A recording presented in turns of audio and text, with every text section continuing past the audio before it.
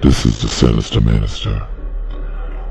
I want to speak a little bit about the upcoming elections and the puppet show that I see going on here, or the three-ring circus, or whatever you want to call it. What's going on here, people, is the illusion of choice that they are providing to you so that you don't riot, so that you feel like you are a part of the process. But overall, every president who's ever made it into office, since the powers that be have taken full control of it, I would say, back to FDR, Franklin Delano Roosevelt, all those people are chosen for the office of president.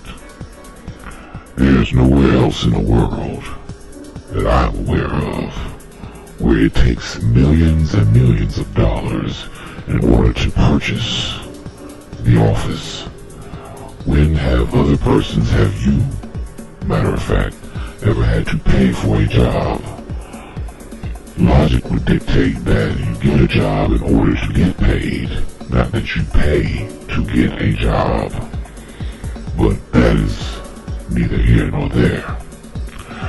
What is going on, basically, is a big production.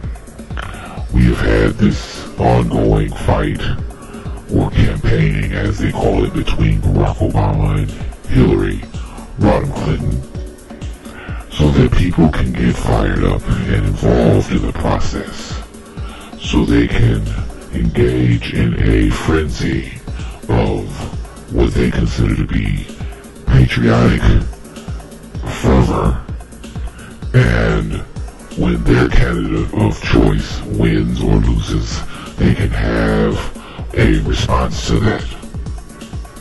But overall, it is meant to parade these people in front of you to make you think as though you have heard all the issues and where they stand on things, but it will just be more of the same, because when have you ever known it not to be? Just think about that for a minute. Now, of course, Democrats go about their things, tactics, in a different manner that Republicans do. Democrats tend more often to throw a dog a bone,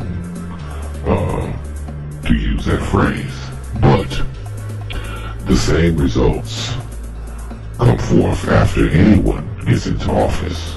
Those persons who contribute to their campaigns or purchase that candidate are the ones who dictate what that candidate does while he's in office. He or she owes them. Plain and simple. You do not get something for nothing, people.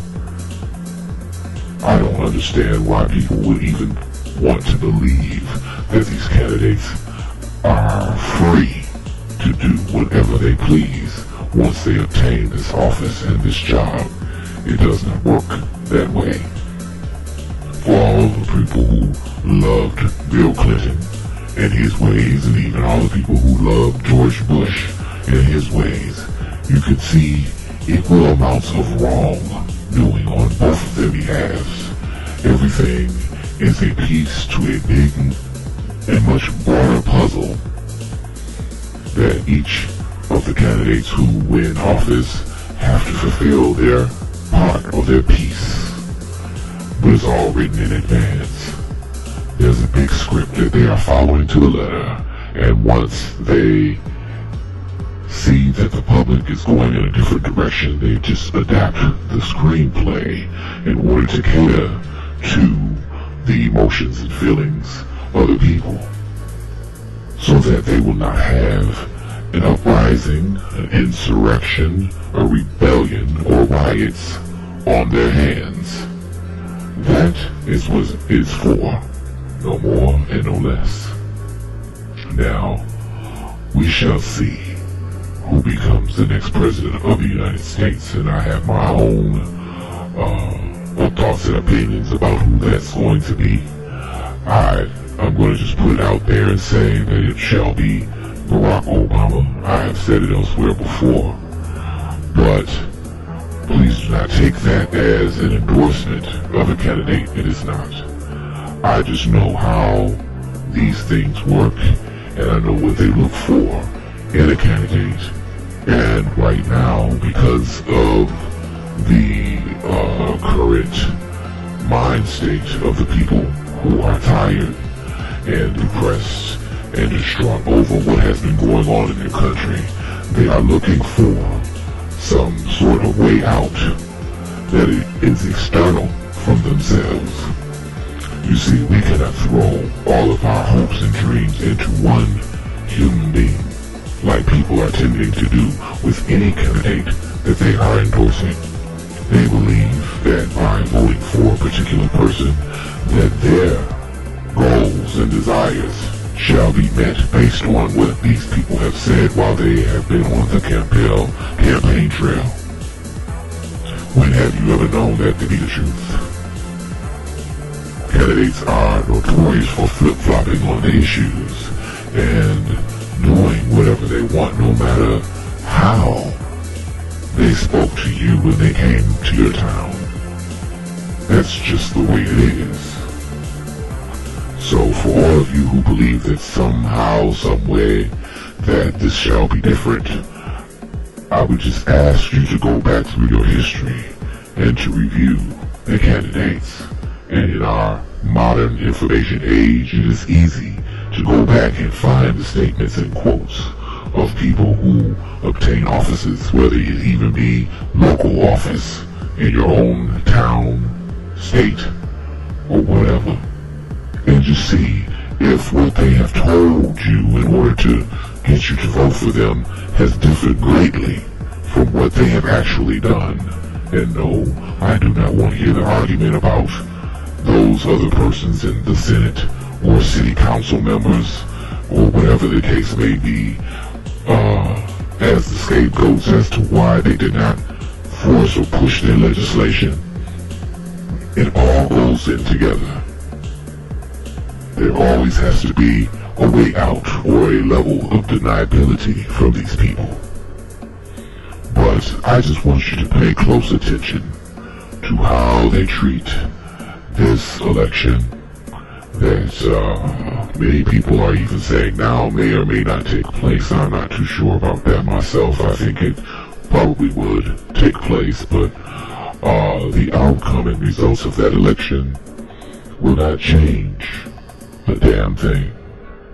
The only thing that can really change the current state of our union is us, by refusing to accept whatever we are given, by refusing to just sit there and complain amongst ourselves or when we go to work or at our family gatherings and not actually do anything other than just that. A vote is a one-time thing on one day. It will be a Super Tuesday in November, but 364 other days exist in the year where we all should be able to have a positive impact on the legislature and those things that affect us personally if we really gave a damn. Do we really give a damn? Or do we like to take the easy way out and lay and cast all of our burdens and cares on a human being to take care of those things for us, only to be disappointed again and again and again? The media is orchestrating this entire thing. They are swaying your opinion, and if you pay attention to those little tidbits that come out on each candidate, you will see how they are tipping and swaying the balance and molding and shaping your ideas and getting you into these false debates. They have left John McCain so far out of the entire thing. The man is unblemished. Just wait. They shall do the same thing after the race is done with the Democrats. But I'm short on time and I'll come back later on. This is your sinister minister, and I just want to say again, pay close attention. I'll holler.